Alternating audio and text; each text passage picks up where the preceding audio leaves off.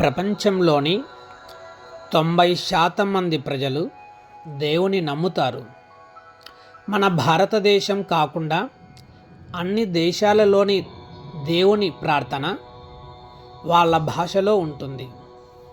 మన భారతీయుల అదృష్టం ఏమిటంటే దేవునికి ఒక ప్రత్యేక భాష ఉంది. అదే మన సంస్కృత భాష. అది దేవునికే కాదు మనుషులకు తెలుసు.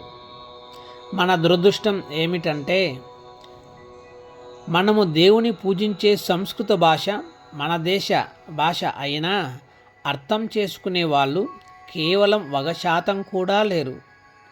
విశ్వాసంతో దేవుని పూజిస్తున్నాము.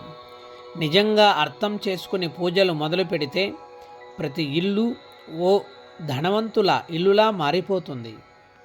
ప్రతి ఇల్లు ఓ స్వర్గంగా మారిపోతుంది. దేవుని స్మరణ చేస్తేనే మనము ప్రపంచంలో భారతదేశం ఇంత గొప్పగా ఉంది.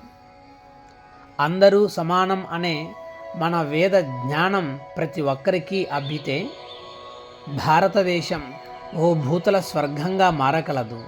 మన శాస్త్రాలను చదవండి, ఆచరించండి, ఐశ్వర్యవంతులవ్వండి. మన సంస్కృతిని కాపాడండి, ఆరోగ్యంగా ఉండండి.